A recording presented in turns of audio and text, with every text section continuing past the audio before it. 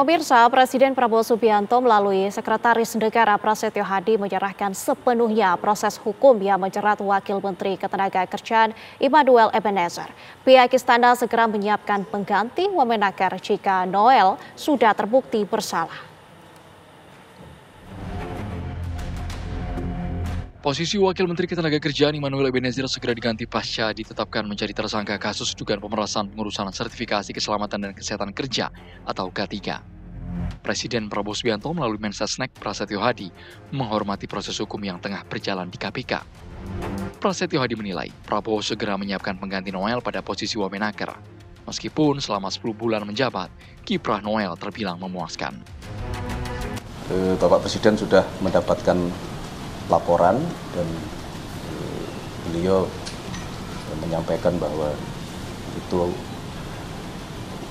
ranah hukum, beliau menghormati proses di KPK dan dipersilahkan untuk proses hukum itu dijalankan sebagaimana mestinya. Dan apabila nanti terbukti, maka akan secepatnya dilakukan pergantian. Sebetulnya kalau kita monitor selama kurang lebih 10 bulan, kinerja di Kementerian Tenaga Kerja baik Menteri maupun Wakil Menteri cukup masuk kategori cukup memuaskan karena memang menyelesaikan banyak hal di tengah banyaknya permasalahan yang harus kita hadapi dan kita tangani. KPK menduga Noel menerima jatah pemerasan 3 miliar rupiah pada Desember 2024. Dari temuan awal, KPK, Noel juga menerima 1 unit motor Ducati. Tim TV One mengabarkan. Komisi Pemberantasan Korupsi resmi menetapkan Wakil Menteri Ketenagakerjaan Immanuel Ebenezer alias Noel sebagai tersangka kasus dugaan pemerasan, pengurusan sertifikasi keselamatan dan kesehatan kerja atau K3. Noel diduga mengetahui dan membiarkan pemerasan terjadi hingga menerima aliran dana sebesar 3 miliar rupiah dalam perkara ini.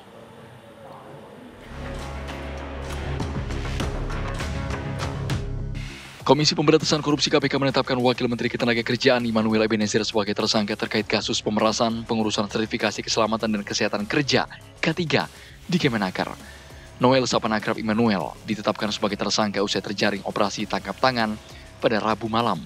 Meski Noel membantah ia kena OTT. Selain Noel ada 10 orang lainnya yang ditetapkan sebagai tersangka dalam kasus ini. KPK juga memamerkan 22 barang bukti berupa kendaraan roda 4 maupun roda 2 dengan beragam jenis. Ketua KPK Setio Budianto mengatakan Wamenakar Immanuel Ebenezer menerima uang sebesar 3 miliar rupiah dari pemerasan K3. KPK mengungkap tarif pengurusan sertifikasi berlipat ganda dari Rp275.000 menjadi Rp6 juta biaya yang harus dikeluarkan buruh atau pekerja. Jika tidak membayar, maka proses sertifikasi akan diperlambat hingga tidak dibuat.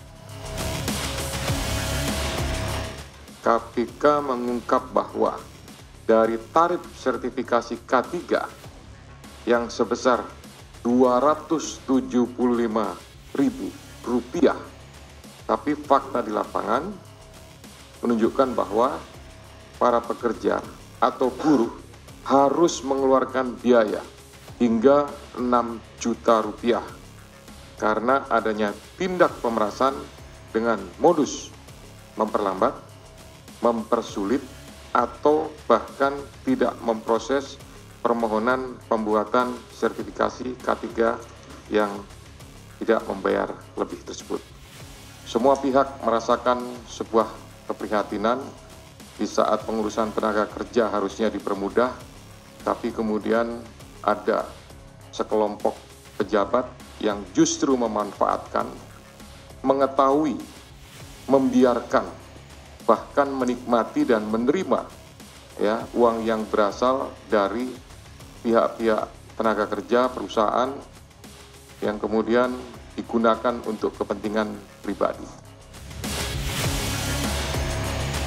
Namun Immanuel membantah dirinya terjaring OTT KPK.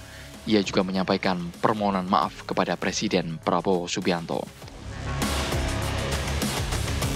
Saya ingin sekali pertama saya meminta maaf kepada Presiden Pak Prabowo.